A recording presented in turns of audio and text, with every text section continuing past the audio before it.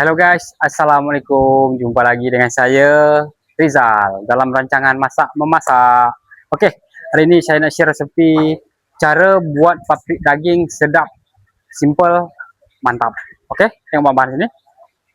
Oke, bahan-bahan sayur macam biasa, kacang panjang, bawang kubis, carrot, bawang holland, cili merah. Kemudian ada daging kita dah rebus, kemudian kita dah iris. Kita goreng daging dulu guys. Nah, itu dia guys. Oke, bawang putih.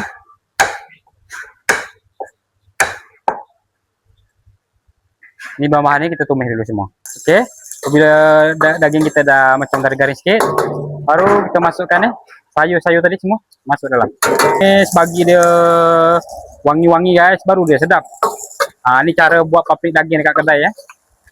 Siapa yang nak belajar masak ke, nak buka kedai ke apa ke, nak berniaga boleh. Oke, apabila macam itu baru kita masukkan cili bo. Kita tumis dulu cili bo.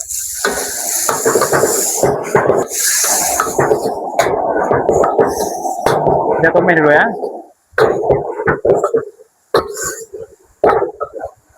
Kemudian baru kita masukkan air. Dan untuk perasa dia, oke, gula, aji sedikit. Kemudian nih, sos tiram, sos cili. Yang paling penting sambal belacan guys. Kita buat paprik kena ada sambal belacan. Yang ni resepi saya tahu, resepi orang tak tahu lah. Ni saya punya resepi lah. Dan orang lain cara. Kemudian kita sotong. Kita masuk.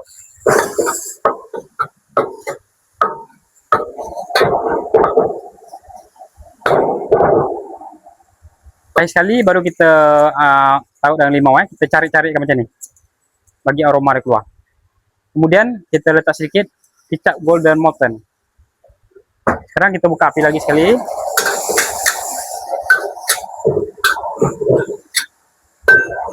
Api kena kuat tau, baru dia ada smoky kuali tu sedap guys. Kalau api tak kuat dia tak sedap.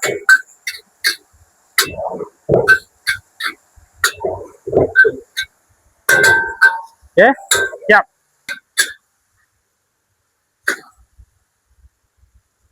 Mantap. Oke, sedang. Oke guys, paprik daging kita dah siap guys.